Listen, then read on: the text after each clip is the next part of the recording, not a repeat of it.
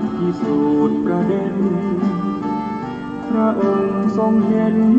เพราะอยู่ในญาณชั้นสูงรู้แจ้งแจ่มชัดการเปลี่ยนแปลงยิ่งนักกดดันไตรลักษณ์ชักนำใจปรับปรุงกายนอกกายในแยกได้ปัญญาจะรุ่งมัคคยานเรื่องรู้เข้าเขตโสดาบันพุทธังสรณังคัจฉามิธัมมังสรณังคัจฉามิสังฆังสรณังคัจฉามิครับนมัสการพระมหาเถระพระสังฆาธิการพระเถรานุเถระสวัสดีท่านผู้ฟังและผู้ชมทุกท่าน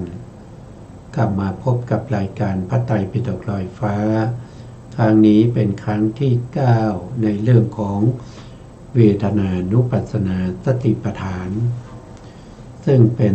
ข้อประพฤติปฏิบัติในทางพระพุทธศาสนาซึ่งเราศึกษามาถึงตอนที่ 9ครั้งที่แล้วเราก็ศึกษาในเรื่องของผัสสะนะผัสสะนี้เป็นปัจจัยนะเป็นปัจจัยให้เกิดเวทนาเป็นปัจจัยให้เกิดเวทนาก็นำข้อความมาจากพระไตรปิฎกหลายๆเล่มนะหลายๆเล่มมีตั้งแต่อภิธรรมปิฎกธรรมสังคณีเป็นต้นนะครับเราก็ไปต่อครั้งที่แล้วครั้งที่แล้วก็พูดถึงเรื่องของผัสสะนะครับผัสสะเป็นไฉนนะการกระทบกิริยาที่กระทบกิริยาที่ถูกกระทบความถูกกระทบในสมัยนั้นอันใดนี้ชื่อว่าผัสสะมีในสมัยนั้นจักขุกับรูปเกิดจักขุวิญญาณธรรมะ3อย่างประชุมกันเป็นผัสสะเพราะผัสสะเป็นปัจจัยจึงเกิดเวทนาอันนี้ก็คือจักขุก็คือเกิดทางตาโสตก็คือเกิดทางหูคานะก็เกิดทางจมูกชิวหาก็เกิดทางลิ้นกายะก็เกิดทางกายนะครับและทางใจนะทางใจก็คืออาศัยใจหรือมโนและธรรมารมณ์เกิดมโนวิญญาณรวมธรรม3ประการเป็นผัสสะเพราะผัสสะเป็นปัจจัยจึงเกิดเวทนาทางใจก็คือได้แก่ธรรมารมณ์ธรรมารมณ์ก็คืออารมณ์ที่รู้ได้ทางใจกระทบกับภวังคจิตนะภวังคจิตที่เรียกว่ามโนหรือเรียกว่าใจเมื่อกระทบแล้วเกิดการหวั่นไหวทำให้ภวังคจิตนั้นขาดไปแล้วก็มีมโนธรรมลาวชนะจิตเกิดขึ้นนะครับทำหน้าที่ในการวชนะแล้วก็ดับไปแล้วก็เกิดมโนวิญญาณมโนวิญญาณธรรมะ3อย่างนี้ประชุมกันก็คือภวังคจิตแล้วก็ธรรมารมณ์ภวังคจิตเนี่ยที่ถูกกระทบ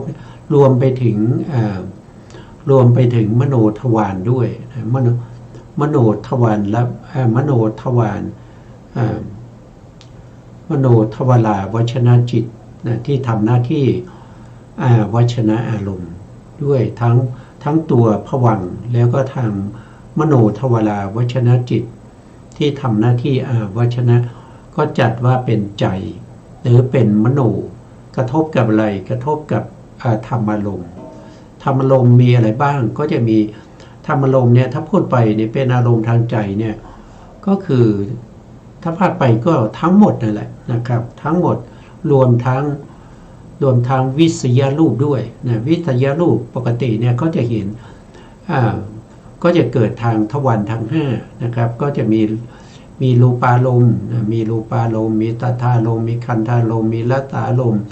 แล้วก็มีโผฏฐัพพารมณ์ก็จะ อันนั้นก็เป็นการกระทบในทวารทั้ง5ท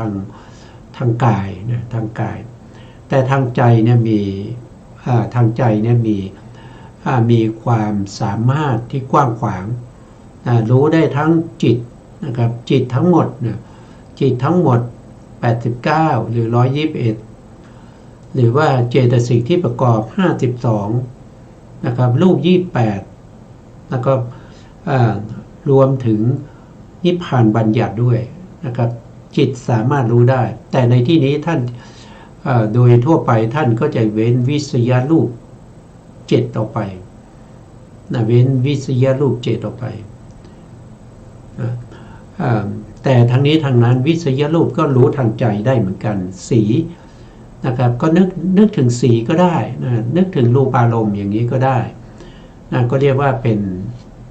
นรูปารมณ์เหมือนกันนะครับแต่ไม่ได้เห็นด้วยตาแต่นึกเห็นได้ด้วยใจอันนี้ก็เป็นทางใจเนี่ยจะกว้างขวางกว้างขวางมากนะครับในข้อที่3ที่เราถึงครั้งที่แล้วนะครับข้อที่3เนี่ยท่านก็บอกว่านะครับภาษาเป็นหนึ่งในเหตุปัจจัยในปฏิจจสมุปบาทอันนี้พูดถึงเรื่องของปฏิจจสมุปบาทแล้วนะครับปฏิจจสมุปบาทก็คือธรรมที่เป็นไปในชีวิตประจำวันนะตลอดไปจนถึงอัตถาก็คือเรื่องของภพนะครับพูดถึงตั้งแต่อดีตชาติอดีตภพมาจนถึงปัจจุบันนี้ปัจจุบันภพแล้วก็ไปในอนาคตภพก็เป็นเหตุเป็นปัจจัยกันนะเกี่ยวข้องกันนะความเป็นไปของสภาวะธรรมเหล่านั้นนะปฏิจจสมุปบาทนะถ้าว่าโดยองค์12ก็มีนะครับหรือว่าโดยประเภท18หรือว่าโดยพิสดารถึงองค์28ก็มีนะครับแต่โดยทั่วไปที่เราศึกษากันอยู่เราพูดกันอยู่ก็องค์12นั่นเองครับท่านบอกว่าภาษานี้เป็นหนึ่งในเหตุปัจจัยในปฏิจจสมุปบาทนะเพราะสลายตนะสลายตนะดับไปนะครับภาษาจึงดับอันนี้ถ้าพูดถึงสายดับนะแต่ก่อนที่เราจะพูดถึงสายดับเนี่ยเราก็ต้องพูดถึงสายเกิดนะครับสายเกิดก็คือเริ่มตั้งแต่ไหนก็คือเริ่มตั้งแต่อวิชชานะอวิชชาคือความไม่รู้นะครับความไม่รู้ใน8อย่างนะครับไม่รู้8อย่างก็ไม่รู้ในเรื่องหนึ่งก็คือเรื่องของขันธ์อายตนะธาตุที่เป็นมาแล้วในอดีตที่เราเคยมีมาแล้วนั่นเอง2ก็คือไม่รู้อายตนะธาตุที่จะมีต่อไปในอนาคต3ก็คือไม่รู้ขันธ์อายตนะธาตุทั้งที่เป็นอดีตแล้วก็เป็นปัจจุบัน4ก็คือไม่รู้ในเรื่องของความเป็นไปของเหตุและผลที่เราเรียกว่าเป็นอิทธัปปัจจยตาหรือปฏิจจสมุปบาทนั่นเองไม่รู้ปฏิจจสมุปบาทอันนี้คือ4อย่างที่อวิชชาไม่รู้แล้วมี4อย่างที่อวิชชาไม่รู้นั่นก็คือได้แก่ไม่รู้ในเรื่องของทุกข์นะครับไม่รู้อะไรเป็นทุกข์นะครับไม่รู้ความเกิดเป็นทุกข์ความแก่เป็นทุกข์ความเจ็บไข้หรือความตายนะครับโสกะปริเทวทุกขโทมนัสและอุปายาสะเหล่านี้เป็นทุกข์นะครับแล้วก็การประสบกับสิ่งที่เราไม่ชอบใจก็เป็นทุกข์นะครับหรือว่าเราจะต้องพลาดพลาดจากสิ่งที่เรารักเราชอบใจก็เป็นทุกข์หรือเราปรารถนาเราตั้งความปรารถนาเราอยากได้เราก็ไม่ได้เราไม่อยากได้เราก็ได้อันนั้นก็เป็นทุกข์นะครับว่าโดยย่อก็คืออุปทานขันธ์5เป็นตัวทุกข์ก็คือรูปขันธ์อันเป็นที่ตั้งแห่งความยึดมั่นรูปูปาทะขันโธ อันเป็นที่ตั้งแห่งความยึดมั่นคือรูปก็เป็นทุกข์นะรูปอันเป็นที่ตั้งแห่งความยึดมั่นก็เป็นทุกข์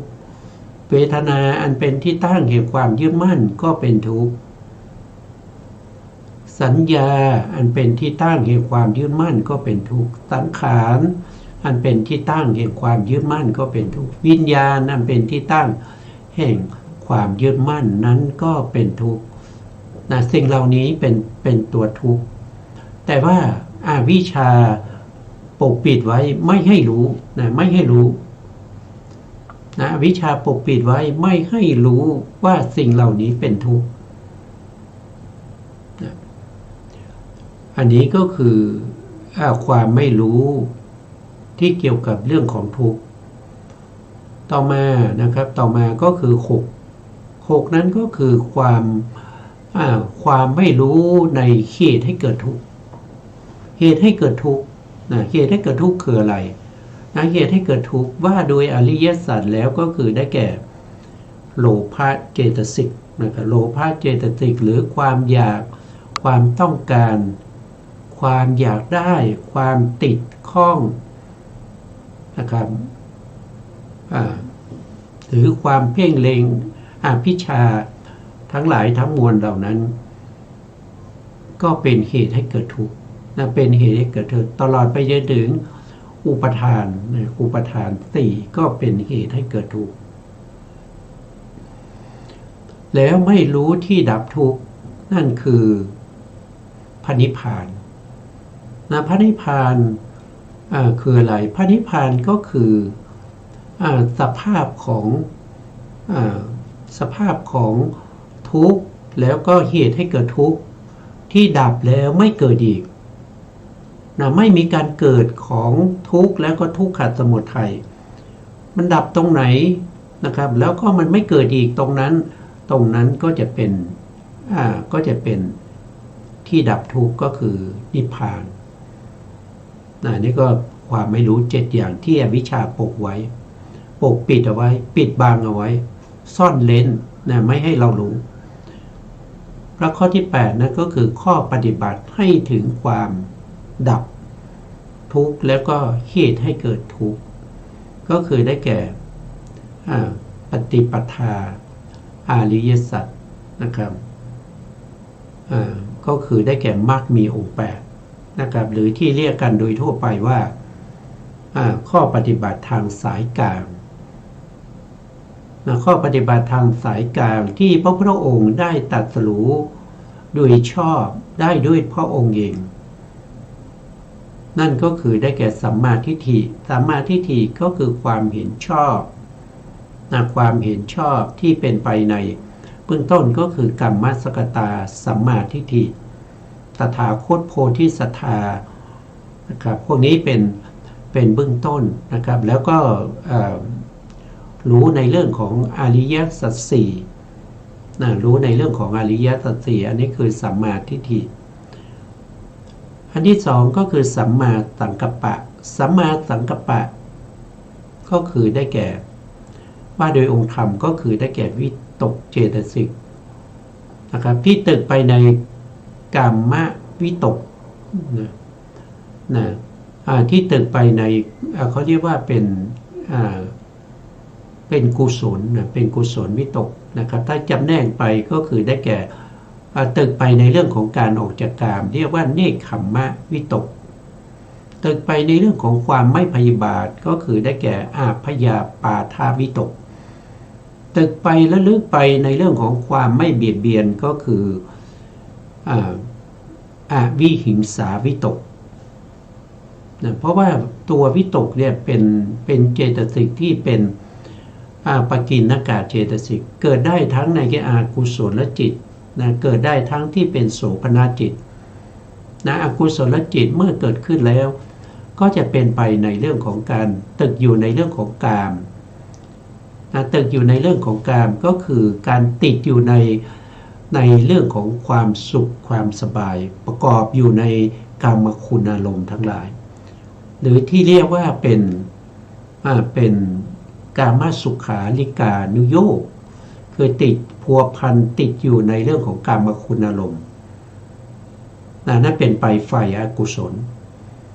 เพราะตัววิตกเป็นสัพพะเป็นปกิณกเจตสิกเกิดร่วมกับอกุศลก็ได้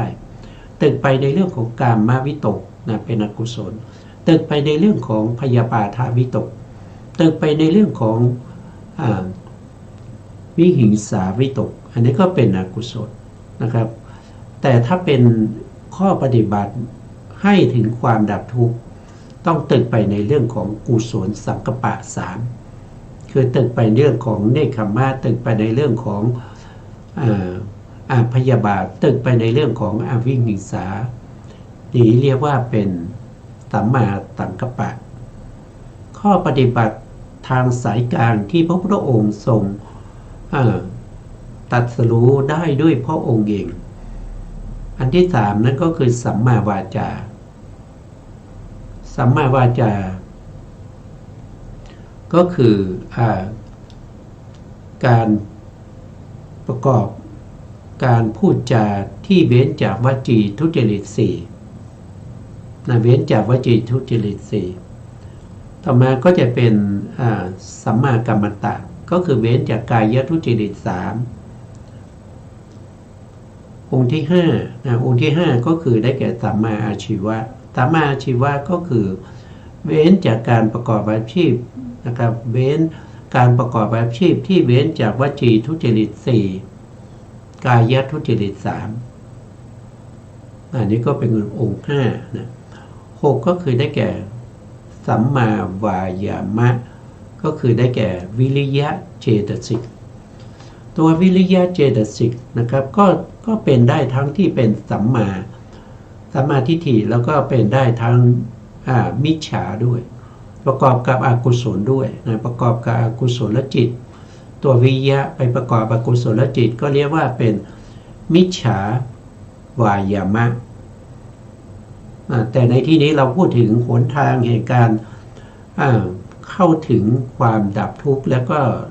เหตุให้เกิดทุกข์ก็ต้องเป็นสัมมาวายามะสัมมาวายามะก็เกิดที่ไหนนะเบื้องต้นที่เป็นวิปัสสนาญาณก็เกิดในมหากุศลญาณสัมปยุตหรือมหากุศลญาณวิปยุตก็จะเป็นสัมมาวายามะแต่การปฏิบัติให้ถึงความดับซึ่งทุกข์และก็ทุกขสมุทัยนั้นก็จะต้องเป็นวิริยะที่ประกอบอยู่ในมรรคจิตอยู่ในมรรคจิตก็เรียกว่าเป็นสัมมาวายามะอันนี้ก็เป็นข้อที่6ข้อที่7นั้นก็คือได้แก่สัมมาสติสัมมาสติคือความระลึกชอบความระลึกชอบระลึกอยู่ในไหนก็ระลึกเราอยากจะรู้เรามีสัมมาสติหรือไม่ท่านก็ให้เราไปดูในสติปัฏฐานทั้ง4นะครับว่าเราเจริญสติปัฏฐานทั้ง4นะเป็นไปติดต่อเนื่องกันหรือเปล่าเป็นไปด้วยความอาถรรพ์เริงร่าแล้วก็รู้แจ้งหรือเปล่าในสติปัฏฐานกายานุปัสสนาสติปัฏฐาน14ปภะเวทนานุปัสสนาสติปัฏฐาน1ปภะแต่มี9ข้อจิตานุปัสสนาสติปัฏฐานมีแต่มีอยู่9ข้อมีข้อปฏิบัติเรียกว่ามี1ปภะแต่มีอยู่9ข้อแล้วก็ธรรมานุปัสสนาสติปัฏฐานนั้นก็คือสติที่เข้าไปกำหนดรู้ในสัญญาขันธ์แล้วก็สังขารขันธ์ถ้าว่าโดยปภะก็จะมีอยู่5ปภะมีอุปทานขันธ์5ปภะมีอุปทานขันธ์ปภะอายตนะปภะแล้วก็นิวรณ์ปภะนิวรณ์ปภะโพชฌงค์โพชฌงค์ปภะอริยสัจอริยสัจปภะพวกนี้ก็เป็นตัวที่เป็นที่ตั้งแห่งสติเข้าถึงอริยมรรคที่เรียกว่าเป็นสัมมาสติ ก็ดูได้ในสติปัฏฐานติดต่อเนื่องกันนะครับและต่อมาองค์สุดท้ายนั่นก็คือองค์ที่8เรียกว่าเป็นสมาธิเรียกว่าสัมมาสมาธิสัมมาสมาธินะครับรู้ได้ในฌานทั้ง4ในปฐมฌานทุติยฌานตติยฌานจตุตฌานตัวเอกคตาเจตสิกที่ประกอบอยู่ในจิตเหล่านั้นนะครับจิตเหล่านั้นคือรูปาวจระปฐมฌานจิตทุติยฌานจิตตติยฌานจิตจตุทัชฌานจิตในพิธรรมก็มีปัญจมฌานจิตหรือประกอบอยู่ในกุศลที่เป็นรูปฌานทั้ง4อันนี้เรียกว่าเป็นสัมมาสมาธิแต่สัมมาสมาธิที่จะเจริญวิปัสสนานั้นท่านใช้อุปจารสมาธิก็คือเข้าฌานเป็นบาทแล้วก็ออกจากฌานเจริญวิปัสสนาต่ออันนี้ก็เป็นข้อปฏิบัติให้ถึงความดับทุกข์อันนี้คืออวิชชานะคืออวิชชาเนี่ยปกปิดสิ่งเหล่านี้เอาไว้ปกปิดสิ่งเหล่านี้ไว้เพราะฉะนั้นอวิชชาจึงเป็นเหตุเป็นปัจจัยให้เกิดสังขารให้เกิดสังขารก็มีทั้งบุญญาภิสังขารบุญญาภิสังขารก็คือได้แก่การทำกุศลต่างๆที่เป็นกามกุศลแล้วก็เป็นรูปฌานกุศลอันนี้เรียกว่าเป็นบุญญาภิสังขารแล้วก็อบุญญาภิสังขารบุญญาภิสังขารก็คือการกระทำที่เป็นไปกับอกุศลและจิตมีปณาติบาตเป็นต้นมีการฆ่าสัตว์เป็นต้นเหล่านั้นนั่นก็เรียกว่าเป็นอบุญญาภิสังขารแล้วก็ยังมีอีกนั่นก็คือได้แก่อเนญชาภิสังขารอเนญชาภิสังขารนั่นก็คือได้แก่เจตนาที่อยู่ในรูปฌานกุศลตัวเจตนานั้นเป็นตัวสังขารนะครับสังขารที่ปรุงแต่งให้ได้มาซึ่งอากาสานัญจายตนะกุศลวิญญาณัญจายตนะกุศลเนวสัญญานาสัญญายตนะกุศลแล้วก็อากินจัญญายตนะกุศลแล้วก็เนวสัญญานาสัญญายตนะกุศลเหล่านี้เรียกว่าเป็นสังขารนอกจากบุญญาภิสังขารบุญญาภิสังขารอเนญชาภิสังขารแล้วก็ยังมีที่เป็นวจีสังขารวจีสังขารวจีสังขารที่เป็นบุญก็มีเป็นบาปก็มีวจีสังขารที่เป็นวจีทุจริตก็เป็นบาปประกอบกับอกุศลมีตัวเจตนามีตัวเจตนาให้เกิดการพูดหรือว่าจะเป็นวจีสุจริตก็เป็นไปในส่วนที่เป็นบุญนะครับแล้วก็ยังมีในส่วนที่เป็นไปในกายนะครับเรียกว่ากายทุจริตหรือวจีทุจริตอันนี้เรียกว่าเป็นทางกายนะแล้วก็ยังมีมโนสังขารอีกกายสังขารวจีสังขารแล้วก็มโนสังขารมโนสังขารก็คือนึกคิดอยู่ในใจมีทั้งกุศลและก็อกุศลนะครับอันนี้ก็เรียกว่าเป็นสังขาร6มาจากไหนมาจากอวิชชาเพราะเราไม่รู้นะครับเราจึงทำบุญทำบาปทำฌานเพราะเราไม่รู้เราจึงพูดไม่ดีเราพูดดีพูดไม่ดีทำการงานที่ดีไม่ดี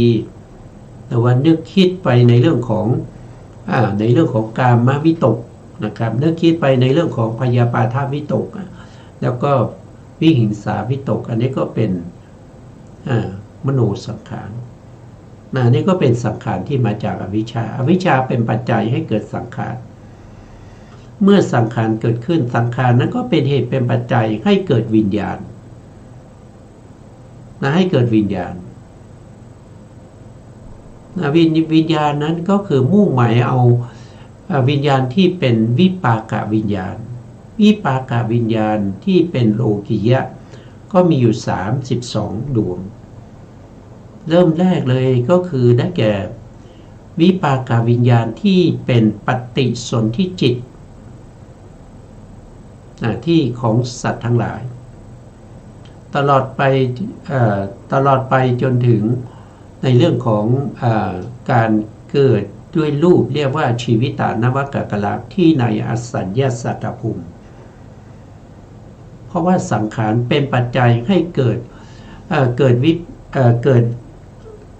วิปากจิตที่เป็นปฏิสนธิพร้อมด้วยกรรมชรูปทั้งวิบากและก็กรรมชรูปที่เกิดขึ้นพร้อมกันก็มาจากอะไรก็คือมาจากสังขารแต่ถ้าว่าโดยองค์ปฏิจจสมุปบาทนั้นท่านมุ่งหมายเอาเฉพาะในส่วนที่เป็นวิปากวิญญาณวิปากวิญญาณปฏิสนธิจิตนั้นมีอยู่19ดวง19ดวงก็จะมีอเหตุกะอเหตุกะอุเบกขาสันติลนะที่เป็นอกุศลหนึ่งเกิดในอบายภูมิ4สันติลนะที่เป็นอเหตุกะกุศลวิบากนะครับเป็นอุเบกขาเหมือนกันเกิดในภูมิ2ภูมิคือได้แก่มนุษย์แล้วก็เทวดาชั้นจตุมแต่เป็นเทวดาชั้นต่ำเกิดตามพื้นแผ่นดินเรียกว่าภูมิมัทธะแต่ภูมิมัทธะที่เกิดด้วยมหาวิบากก็มีนะครับแต่ทีนี้เราพูดถึงเกิดด้วยอาเหตุกะกุศลวิบากนะเกิดมาแล้วร่างกายไม่สมประกอบ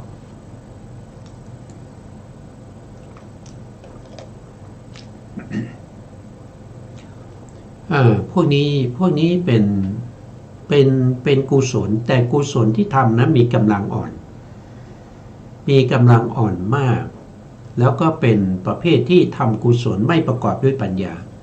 เป็นประเภทที่เป็นทวิเหตุกะที่มีกำลังอ่อนจึงให้ผลมาเป็นอุเบกขาสันติลนะสันติลนะอเหตุกะกุศลวิบากเกิดเป็นมนุษย์ที่ขาดตกบกพร่องเช่นตาบอดหูหนวกเป็นใบ้เป็นอย่างเงี้ยเกิดเป็นเทวดาชั้นต่ำนะครับรูปร่างอัปลักษณ์ไม่สวยไม่งามในเทวดาที่อยู่ตามพื้นแผ่นดินเช่นภูมิมัทธเทวดานะครับหรือว่าลุกขเทวดาหรือว่าเป็นเทวดาที่เฝ้าอยู่ที่ซุ้มประตูซุ้มประตูของวัดหรือว่าซุ้มประตูของอย่างเช่นซุ้มประตูของบ้านอนาถบิณฑิกะเศรษฐีก็มีเทวดานะครับเทวดาที่อยู่ตามพื้นแผ่นดินนี่ไม่ใช่จะเกิดจากอาเหตุกะกุศลวิบากที่เป็นสันติลนะทั้งหมดไม่ใช่นะครับที่เกิดด้วยมหาวิบากก็มีนะครับต่อมานะครับต่อมาวิญญาณที่เป็นปัจจยุบันหรือเป็นผลของสังขารนั้นเมื่อเกิดขึ้นนะครับก็ยังเป็นเหตุเป็นปัจจัยจากที่เป็นปัจจยุบัน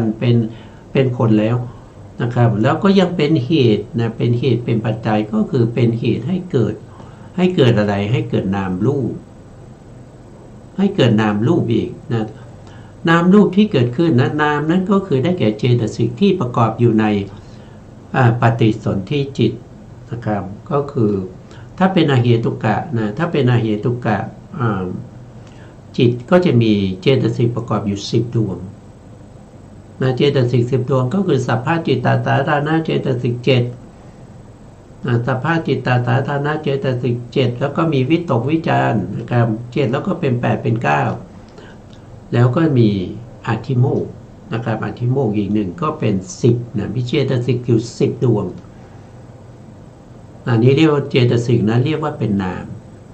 แล้วก็รูปคืออะไรรูปก็คือกรรมชรูปที่เกิดพร้อมกันกับปฏิสนธิจิต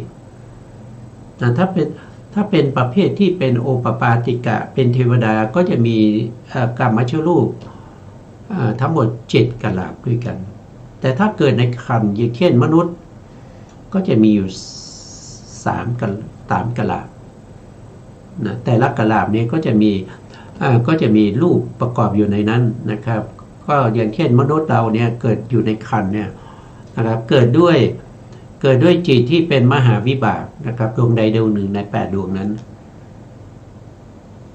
ก็จะมีรูปเกิดพร้อมกันกับปฏิสนธิจิต3กะลาหนึ่งก็คือได้แก่ธาตุยทัสสกกะลานะเป็นที่อาศัยเกิดของจิตอันนี้จะอาศัยปฏิสนธิจิตแล้วก็ปฏิสนธิจิตก็อาศัยหทัยวัตถุนี้เกิดด้วยที่ว่าเป็นอัญญมัญญปัจจัยอันที่สองก็คือภาวะรูปภาวะรูปก็คือความเป็นหญิงเป็นชายอันนี้ก็มี10รูปเรียกว่าภาวะทัสสกกะลาแล้วสุดท้ายนั้นก็คือกายทัสสกกะลาอันนั้นก็คือกะลาที่3ก็คือประสาทกายก็เกิดพร้อมกันกับปฏิสนธิจิต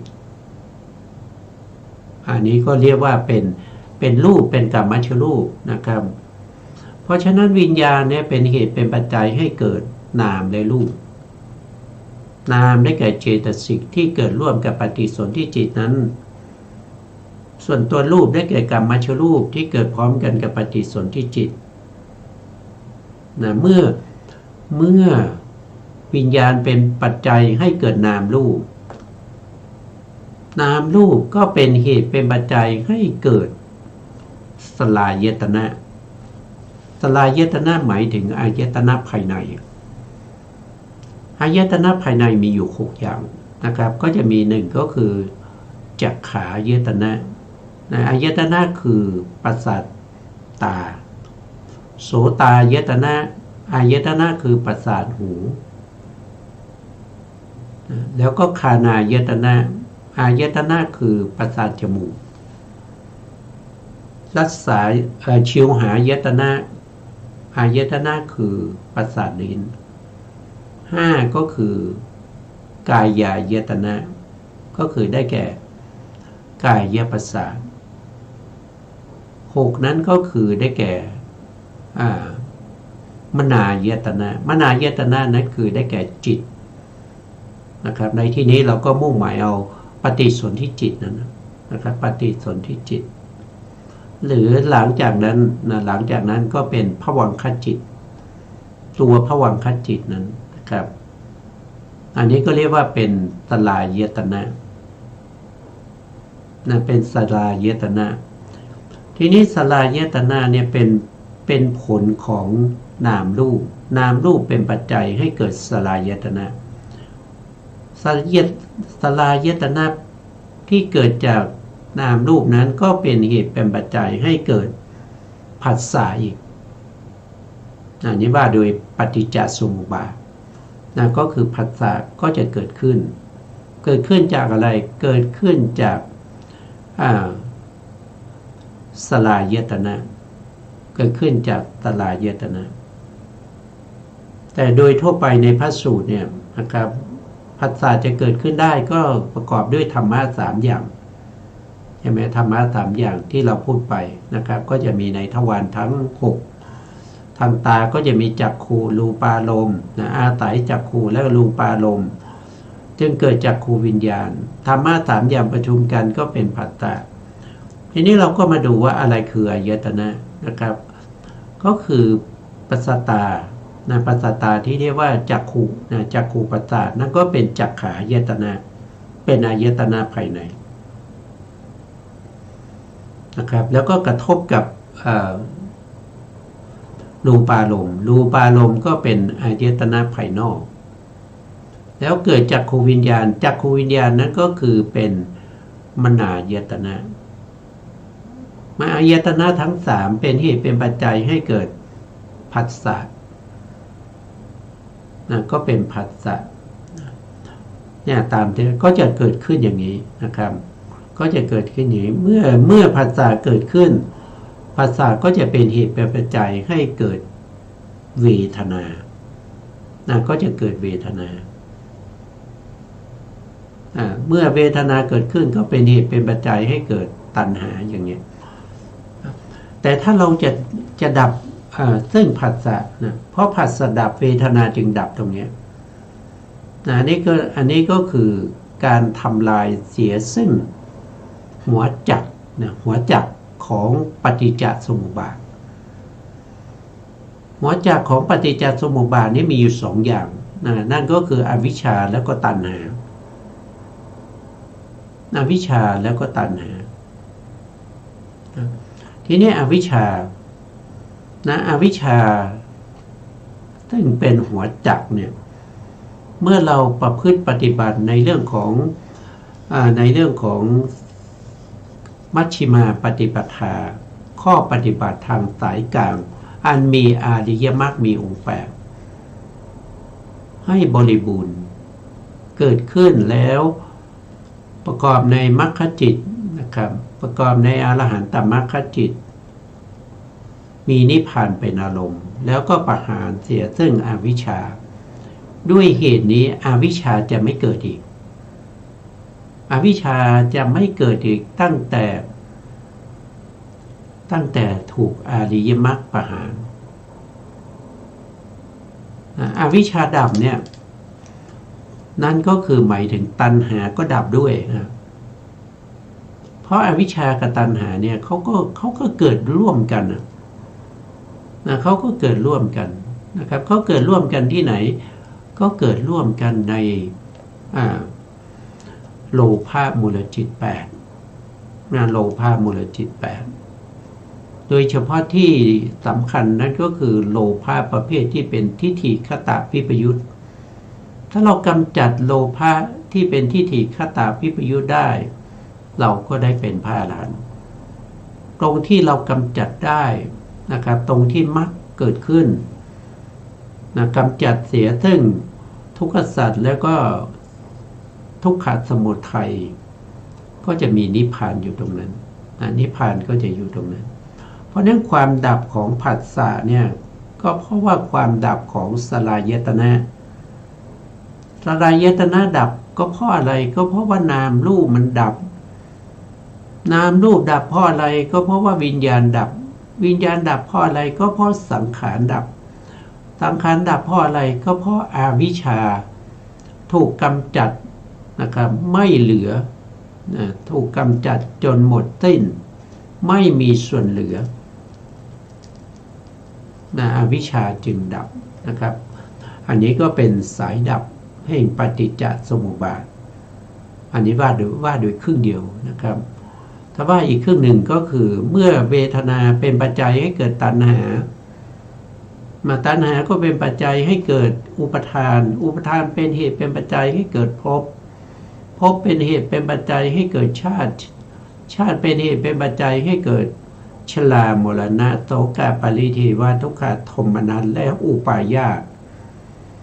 แต่ถ้าเราเจริญอริยมรรคกำจัดเสียซึ่งตัณหาเมื่อตัณหาดับอุปทานก็ต้องดับเมื่อเหตุดับผลก็ต้องดับตัณหาดับอุปทานก็ดับเมื่ออุปทานดับภพจึงดับเมื่อภพดับชาติจึงดับเมื่อชาติดับชรามรณะโสกปริเทวทุกขโทมนัสอุปาญาสจึงดับสิ้นไม่มีส่วนเหลืออันนี้ก็คือหัวจักที่2ที่เราเรียกว่าเป็นตัวตัณหาหรือเรียกว่าเป็นโลภะเจตสิกนั่นเองอันนี้คือความดับแห่งผัสสะนะต่อไปในข้อที่4ในข้อที่4ผัสสะ6หมวดคือจักขุสัมผัสสะก็คือการกระทบทางตาโสตสัมผัสสะก็คือการกระทบทางหูฆานะสัมผัสสะก็คือการกระทบทางจมูกชิวหาสัมผัสสะก็คือการกระทบทางลิ้นกายสัมผัสสะก็คือการกระทบทางกายมโนสัมผัสสะก็คือการกระทบทางใจอันนี้ก็เราก็รู้จักว่าผัสสะเนี่ย ผัสสะมีอยู่6อย่างนะครับเป็นไปในทวารทั้ง6นะครับเป็นไปในจักขุเป็นไปในทางตาก็เรียกว่าจักขุสัมผัสสะเป็นไปในทางหูก็เรียกว่าโสตสัมผัสสะเป็นไปในทางจมูกก็เรียกว่าฆานะสัมผัสสะเป็นไปในลิ้นก็เรียกว่าชิวหาสัมผัสสะเป็นไปในกายก็เรียกว่ากายะสัมผัสสะเป็นไปในทางใจก็เรียกว่าเป็นมโนสัมผัสสะนี่เราก็รู้ในข้อที่4นะครับต่อไปในข้อที่5ในข้อที่5ผัสสะทำตนเองก็ไม่ใช่ก็คือหมายความว่าผัสสะเนี่ยทำให้ผัสสะนั้นเกิดขึ้นไม่ใช่นะไม่ใช่อย่างนั้นนะหรือว่าผู้อื่นทำให้เกิดมีบุคคลมีสัตว์มีบุคคลมีชีวะหรือว่ามีผู้สร้างให้เกิดก็ไม่ใช่ทำตนเองให้เกิดก็ไม่ใช่ทั้งผู้อื่นทำให้ก็ไม่ใช่ผัสสะบังเกิดขึ้นโดยอาศัยตนก็ไม่ได้ทำเองตนเองก็ไม่ได้ทำเองผู้อื่นก็ไม่ได้ทำให้แต่ผัสสะนั้นเกิดเพราะว่าสลายตนะเป็นปัจจัยจึงเกิดผัสสะนะครับอันนี้ก็เป็นสภาพเป็นแต่ธรรมเป็นแต่สภาพธรรมเท่านั้นที่เกิดเนื่องสืบกันไปด้วยเหตุและด้วยปัจจัยไม่ได้มีสัตว์บุคคลเป็นผู้ที่เข้าไปเสริมสร้างแล้วก็ทำให้เกิดสร้างขึ้นมาแล้วก็เสกขึ้นมาก็ไม่ใช่แต่เป็นไปด้วยสภาวธรรมทั้งหลายเหล่านี้นะข้อที่6เมื่อใดบุคคลรู้ชัดซึ่งผัสสะรู้ชัดยังไงท่านก็บอกว่ารู้เหตุเกิดแห่งผัสสะรู้เหตุเกิดแห่งผัสสะผัสสะเกิดจากอะไรเกิดจากสลายตนะความดับแห่งผัสสะนั่นก็คือสลายตนะดับผัสสะก็ดับแต่สลายตนะจะดับได้ก็ต้องนามรูปดับนามรูปจะดับได้ก็เพราะว่าวิญญาณดับวิญญาณดับได้ก็เพราะสังขารดับสังขารดับก็เพราะว่าหัวจักคืออวิชชาดับความดับก็เป็นไปสืบเนื่องกันไปอย่างนี้และปฏิปทาที่จะให้ถึงความดับแห่งผัสสะอันนี้ได้แ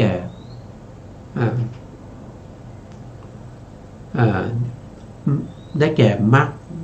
มีองค์8ซึ่งเป็นข้อปฏิบัติทางสายกลางมัชฌิมาปฏิปทาที่พระอรหันตสัมมาสัมพุทธเจ้า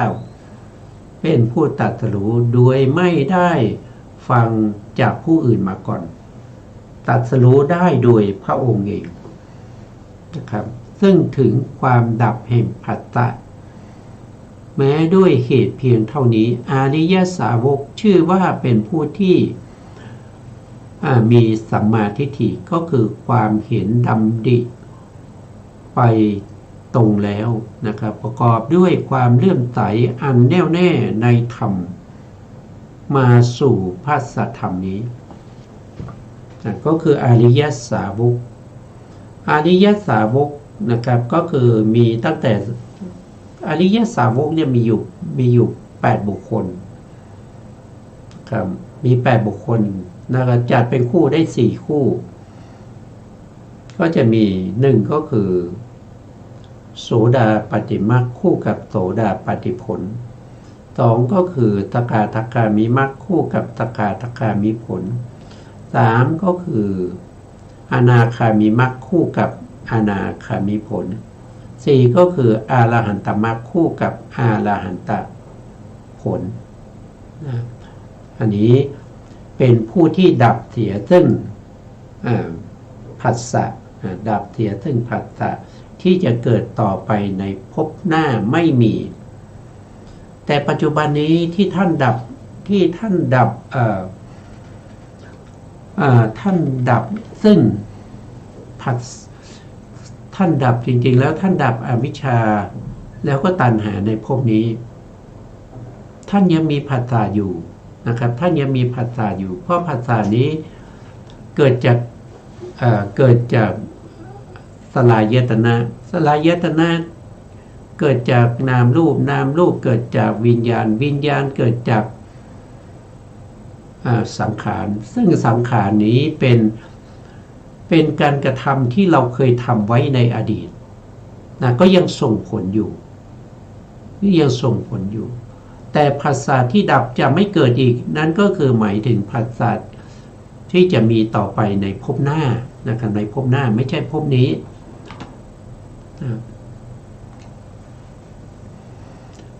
อันนี้ก็คือเป็นพระอริยสาวกนะครับเป็นผู้ที่มีสัมมาทิฏฐิ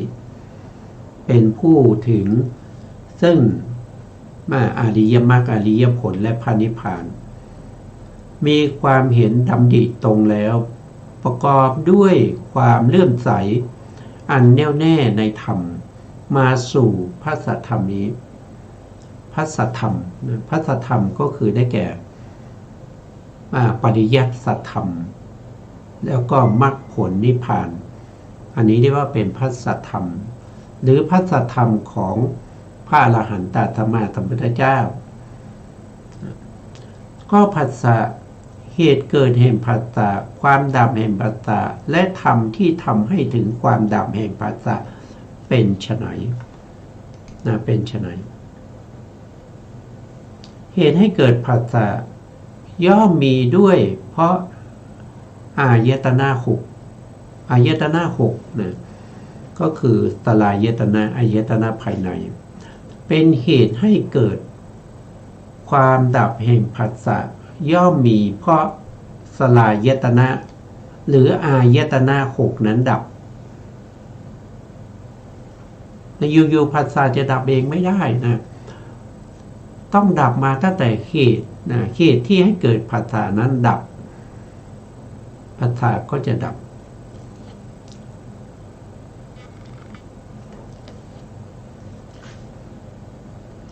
อริยมรรคประกอบด้วยองค์8นี้แหละคือความเห็นชอบดำริชอบเจรจาชอบการงานชอบเลี้ยงชีพชอบพยายามชอบและลึกชอบแล้วความตั้งใจชอบชื่อว่าปฏิปทาที่ให้ถึงความดับแห่งผัสสะอันนี้ก็คือมรรคมีองค์8นะครับก็คือมรรคมีองค์8อริยมรรคมีองค์8นะครับเป็นตัวที่ทำลายอะไรจริงๆแล้วก็ทำลายเสียซึ่งหัวจักรในปฏิจจสมุปบาทนั่นก็คือได้แก่อวิชชาแล้วก็ตัณหาเมื่อทำลายวิชชาและตัณหาได้ธรรมที่เป็นปฏิจจสมุปบาทก็จะดับโดยไม่มีส่วนเหลือไม่ว่าจะเป็นผัสสะเป็นสลายตนะเป็นนามรูปเป็นวิญญาณเป็นสังขารอวิชชาก็ต้องดับเหมือนกันนะครับเมื่อใดบุคคลรู้ชัดซึ่งผัสสะเหตุเกิดแห่งผัสสะความดับผัสสะและปฏิปทาให้ถึงความดับแห่งผัสสะอย่างนี้เมื่อนั้นท่านละราคานุสัยนี่เป็นอนุสัยเป็นราคานุสัยองค์ธรรมก็คือได้แก่โลภะโลภะก็เป็นเจตสิกเป็นอกุศลเจตสิกบรรเทาปฏิฆานุสัยปฏิฆานุสัยองค์ธรรมได้แก่โทสะได้แก่โทสะเจตสิกถอนทิฏฐานุสัยอันนี้องค์ธรรมก็ได้แก่ทิฏฐิเกิดร่วมกับโลภะมูลจิตนะครับมีอยู่8ดวงเขาเรียกว่าเป็นทิฏฐิคตะสัมปยุตถูกทำลาย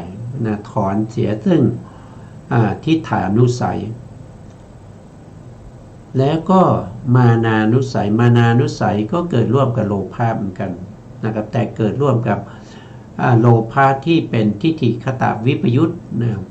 เพราะมานะจะไม่เกิดร่วมกับทิฏฐิ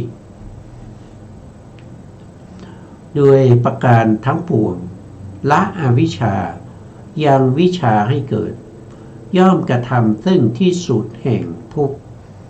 ในปัจจุบันนี้ผู้ใดปฏิบัติได้อย่างนี้นะครับผู้นั้นก็จะได้เข้าถึงพระนิพพานแล้วก็เป็นพระอริยบุคคลมีชาตินี้เป็นชาติสุดท้ายพบใหม่ไม่มีอีกไม่ต้องไปเกิดอีกไม่ต้องไปนอนอยู่ในครรภ์อีก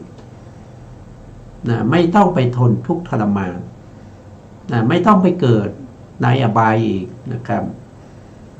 ที่หาความสุขมิได้เลยเพราะว่าเราสามารถที่จะละเสียซึ่งราคานุสัยบรรเทาเสียซึ่งปฏิฆานุสัยถอนเสียซึ่งทิฏฐานุสัยและมานานุสัยโดยประการทั้งปวงนี้นะครับก็คือละอวิชชายังวิชาให้เกิดถ้าเรายังมีอนุสัยเหล่านี้อยู่นั่นแสดงว่าเรายังมีอวิชชาอยู่เมื่อเราละสิ่งเหล่านี้ได้อวิชชาก็ถูกละไปด้วยยังวิชาให้เกิดนะครับเมื่อวิชาเกิดขึ้นอวิชชาก็ต้องดับแต่เมื่อไหร่เรามีอวิชชาเราจะไม่มีวิชาเลยนะเราจะไม่มีวิชา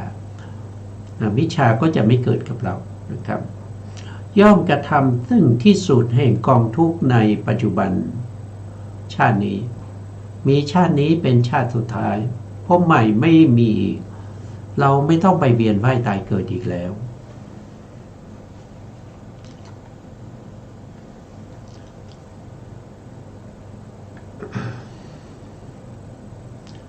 แม้ด้วยเหตุเพียงเท่านี้นะครับด้วยเหตุเพียงเท่านี้อริยสาวกชื่อว่าเป็นสัมมาทิฏฐิมีความเห็นดำริ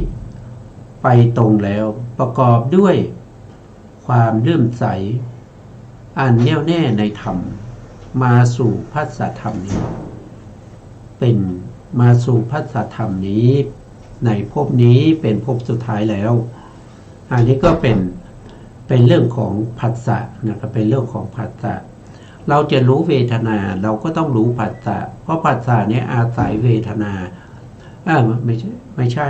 เวทนาอาศัยผัสสะเกิดขึ้นถ้าเราไม่รู้ผัสสะ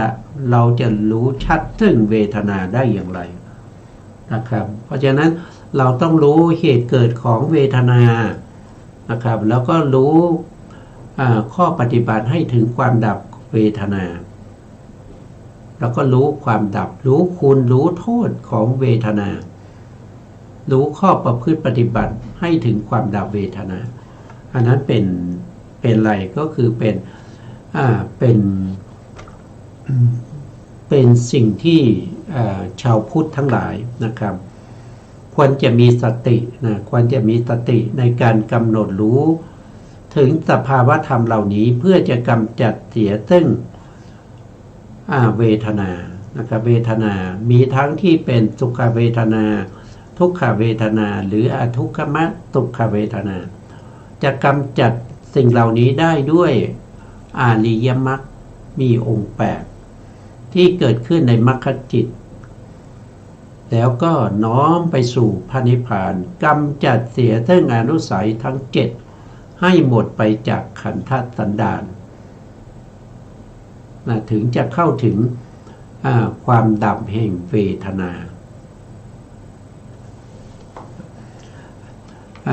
เวลาก็เหลือนิดหน่อยนะเหลือนิดเดียวนะอันนี้ถ้าเราก็จะมีหลักฐานนะครับที่อ้างอิงมานะครับก็จะมีธรรมะสังคณีอันนี้ก็คือได้แก่อภิธรรมปิฎกนะครับอภิธรรมปิฎกได้แก่ทุกขสูตรในพระสุตตันตปิฎกนะในพระสุตตันตปิฎกแล้วก็โพธิกถานะปฏิจจสมุปบาทแล้วก็วิพังคสูตรนะในอันนี้ในพระสูตรนะครับนาลากาละปียสูตร อันนี้ก็มาจากพระไตรปิฎกเหมือนกันนะครับสัมมาทิฏฐิสูตรอันนี้มาจากพระไตรปิฎกนะทั้งหมดมีอยู่6ข้อด้วยกันนะก็มาจากพระไตรปิฎกทั้งหมดนะครับยึดคัดเอาข้อความมานะครับไม่ได้เอามาจากไหนนะก็ศึกษามาจากพระไตรปิฎกนี้แหละเป็นคำสั่งสอนของพระธรรมาสัมพุทธเจ้านะครับไม่ใช่คำสั่งสอนของคนอื่นนะครับวันนี้เวลาเราหมดแล้วนะครับ